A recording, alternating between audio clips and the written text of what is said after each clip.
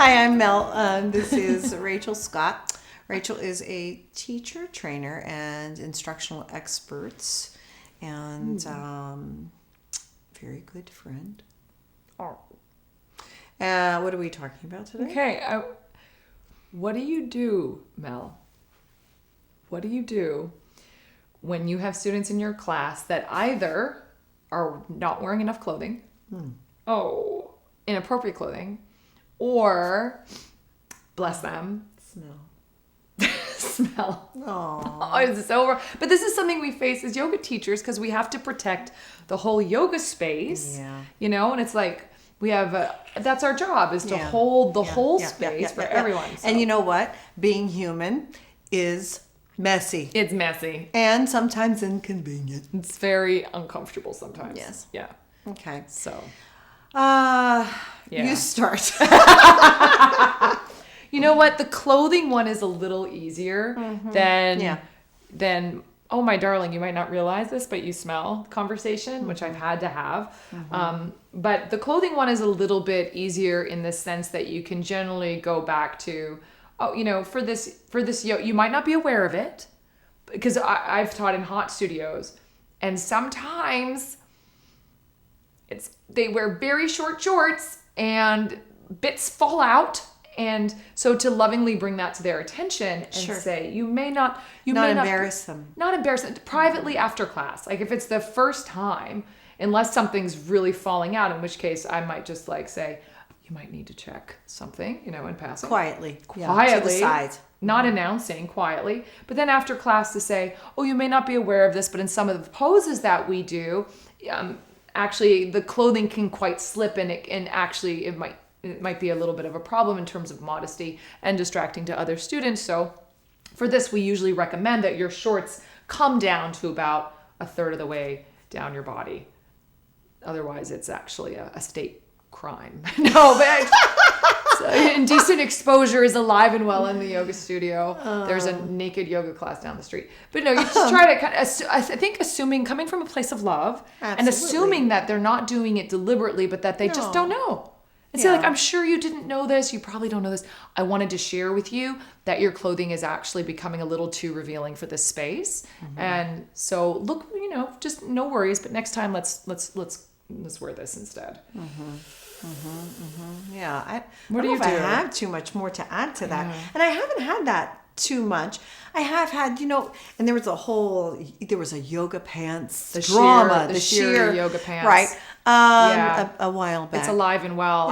Yeah. And sometimes they don't know. Again, you might just say, hey, I just wanted to let you know, love your pants. But when you do downward facing dog, it actually shears a lot. No worries. Just a heads up. Yeah, I think that's super smart and nice. And kind. And I would say, I think I have had one, if I can remember correctly, and I think I shifted the room, so it wasn't, so instead of that person being in front, Just turn everything around. Yeah. Everybody, that's the back row now. Yeah. Flipping it around. That was smart. Yeah. That was smart. Yeah.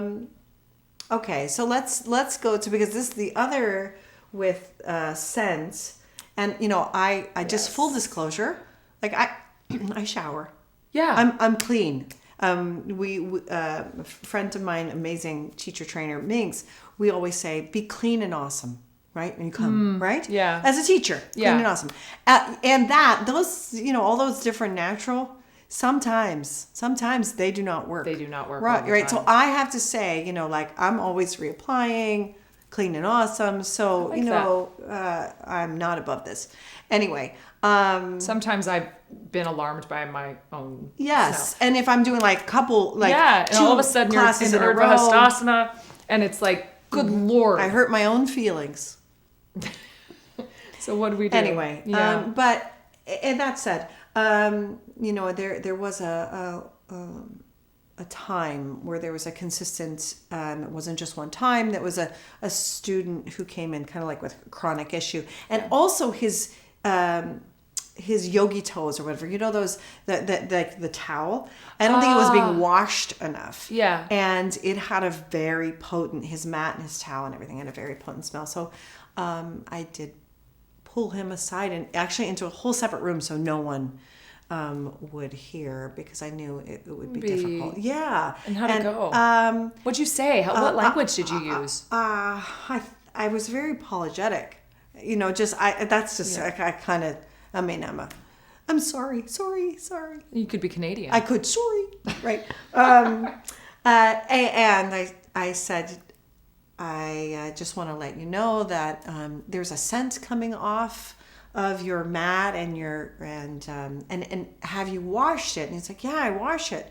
And again, I think he knew it was coming. And I said, okay, let's do it again and use, let's use a different soap. Like I tried to kind of like action plan with them. Like, oh, you're already taking care of it. But just so you know, it's a problem. Maybe replacing it, like it was that. Yeah. I don't know. I don't feel like I'm very helpful here.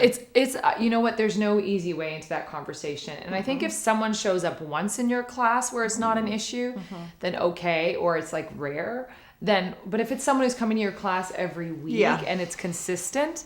And I mean, I had this with a teacher trainee once, and she was lovely, and I don't have a good sense of smell. And someone came up to me and was like, please, can you talk to her? And I was like, oh, I really hadn't, clocked it until they mentioned it. And then I was like, okay.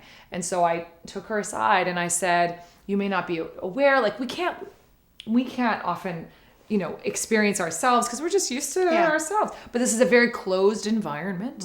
It's a very closed environment. It's a very intimate environment. And so things that don't really matter in the outside world sometimes get a little bit magnified in here. And just to let you know that, you are smelling it's a little ripe in there, So, and to make it casual too, so it doesn't have to be so deathly serious. It can be kind of I'm writing you up. The yoga police are coming. Smell. Just be like, like, girl, woof. Have you been exercising a lot lately? Because I think we got our sweat on. Just so you know, like, yeah.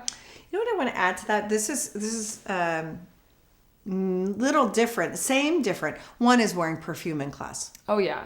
Try not to do that. Essential oils can be just like a perfume. So people just are allergic. It's so sad. It's so Yeah. sad. I had someone had to leave a class once in the old days when we just whipped them out. Yeah. And someone had to leave. I love essential oils. Me I know too. you do. Yeah, I love them. In fact, yesterday I was about to go into we were in a small room yesterday with a handful of teachers, and I was like, I wanted to with my little oil, and I was like, no, just in case, right? Don't do it. So don't do it. The other is like, okay, you get ready for class and you're like, oh, I'm gonna make breakfast, right? And then you cook up a bunch of garlic and it's delicious. I'm Italian, I love garlic. Yeah. Well, that's double. That's double. Well, first, if you're cooking it and you're wearing your clothes, I've had this before with an assistant, you're gonna smell like garlic. Like don't come in that way. So be mindful of that. Smart. And then yes. And this also applies to teachers as well. Like I try to if you're coffee or this is tea, but I love whatever. coffee. Clean and awesome. That's a great phrase to come back to. Yeah. Yeah. And I think what this highlights too is the fact that these conversations, it's like we've been teaching like so long, and it's not necessary, and it's not like, oh, well, this is the way you handle that. It's like use your own tact, use your own sensitivity, be a human with them. Like, and so just know that it's never a comfortable conversation, but when we're holding space, that's kind of the space that we have to rise to in order to be leaders and to help people. Sure. So. Sure. Yeah. Oh, and don't wear your outfits over and over again. Change your outfits. Yeah. Oh. And wash them. And what? Yes. Wash your own clothes.